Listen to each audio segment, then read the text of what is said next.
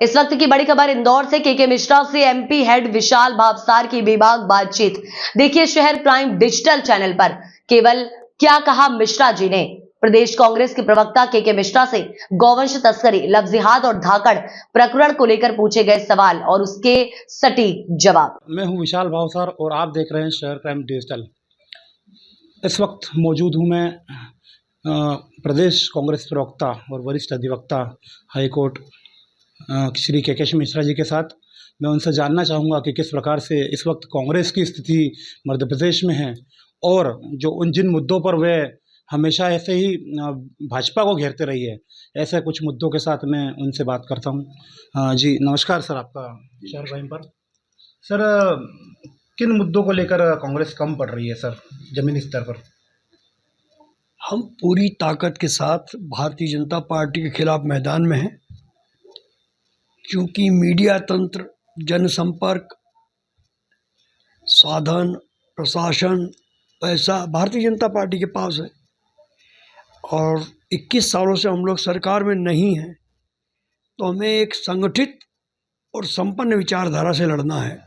वो लड़ाई हम लोग लड़ रहे हैं और हमें सफलता भी मिल रही है उसमें। सर, गोवंश के हमेशा मुद्दे उठाते रही है कांग्रेस की। जिस प्रकार गोवंश संरक्षण की बातें करती है भाजपा और तस्करी हो रही है कई जिलों में, सीमावर्ती इलाकों में कि गुजरात और महाराष्ट्र से। सर, इनके बारे में क्या कहेंगे? जहाँ तक गौवंश का ताल्लुक है, उसकी रक्षा होनी चाहिए। हम भी हिंदू संस्कृति के पैरोकार हैं,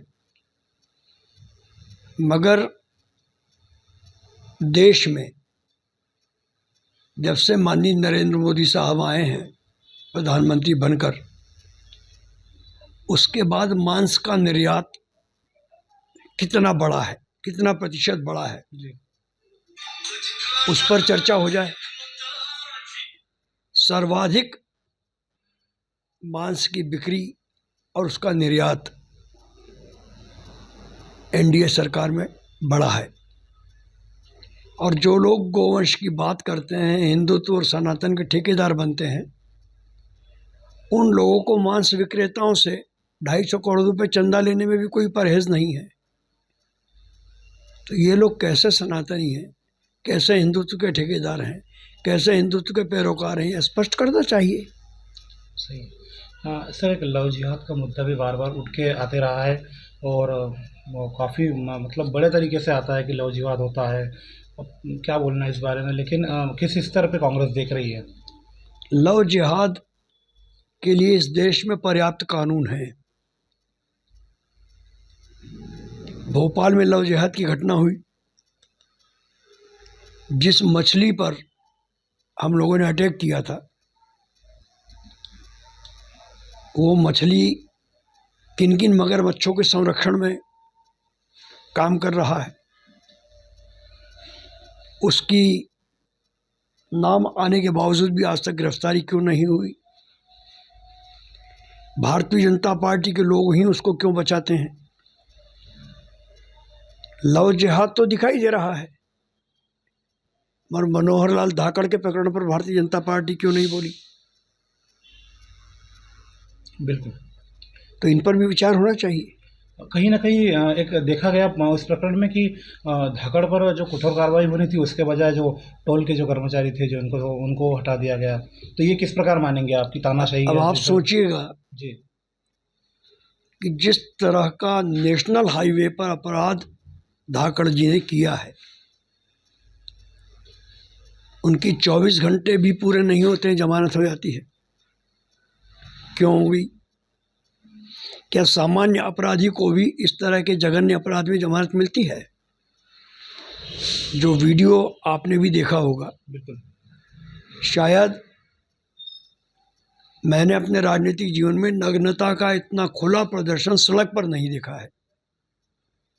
अपराधी की जमानत हो रही है। सर, आने वाली महिला कौन थी आज तक पता नहीं है जी। टोल के कर्मचारियों को बर्खास्त कर दिया गया।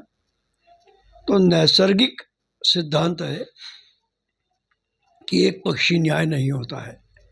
आप उन टोल कर्मचारियों की बात सुनते जी। मनोहर लाल कह रहे हैं की वीडियो में मैं नहीं हूँ। आप नहीं हैं तो 5 लाख रुपए आपने अपने अकाउंट से उनके अकाउंट में, टोल कर्मचारियों के अकाउंट में ट्रांसफ़र क्यों किए? आप खुद कह रहे हैं कि 15 लाख रुपए मांगे थे, तो 5 लाख आपने क्यों दिए? यानी आप अपराधी हैं? जी बिल्कुल। और आने वाले दिनों में कांग्रेस को क्या देख रहे हैं आप कि किस प्रकार से इन मुद्दों को लेके विधानसभा में और ज़मीनी स्तर पर हर जगह मध्य प्रदेश में कांग्रेस भाजपा को घेरेगी? बिल्कुल घेरेंगे हम। सड़क से, संसद से लेकर विधानसभाओं तक बीजेपी को घेर रहे हैं। और भारतीय जनता पार्टी सिर्फ ईवीएम की मेहरबानी पर सरकारों में आती है। जिस दिन ईवीएम से चुनाव बंद हो जाएंगे उस दिन 50 साल तक भारतीय जनता पार्टी का नामो निशान लेने वाला कोई भी नहीं होगा। लेकिन भाजपा जो दिखा रही है, भले मीडिया में हो, हम भी मीडिया के करता धरता हैं, लेकिन जो दिखा रही है कि ग्राउंड लेवल पर हम बहुत विकास कर रहे हैं, हो भी रहे हैं कई जबर ज़मीनी स्तर पर उन चीज़ों को वो है क्या? बहुत सारे भ्रष्टाचार देखने को मिल रहे हैं। नई पार्लियामेंट आपने देखा था, पहली बारिश में क्या हो गई थी? जी। राम मंदिर जिसके दम पर इन्होंने सरकार बनाई, उस राम मंदिर में कितना भ्रष्टाचार हुआ, उसके निर्माण में कितना घोटाला हुआ, उसकी ज़मीन खरीदी में चंपत राय जो इनके ट्रस्टी हैं उनके खिलाफ संजय सिंह ने तो सीधे आरोप लगाए हैं। आज तक उसका खंडन क्यों नहीं किया?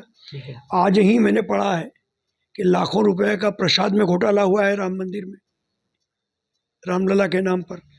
तो जब धर्म को इन्होंने भ्रष्टाचार सरकार बनाने का और अपनी आर्थिक समृद्धि का माध्यम बना लिया है, तो इन लोगों से किस विकास की बात? हाँ, विकास ज़रूर हुआ है, भारतीय जनता पार्टी के नेताओं का हुआ है।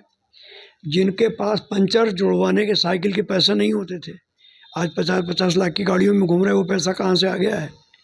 ईडी सीबीआई को ये क्यों नहीं दिखते हैं? भाजपा के दूषित शासन से वे नाराज हैं या देख सकते हैं, लेकिन अब इन मुद्दों को लेकर कांग्रेस किस प्रकार आने वाले दिनों में विधानसभा और ज़मीनी स्तर पर कांग्रेस भाजपा को घेरेगी, ये देखने वाली बात होगी। मेरे सहयोगी सुमित मारोठिया के साथ मैं विशाल भावसार, शहर क्राइम डिजिटल।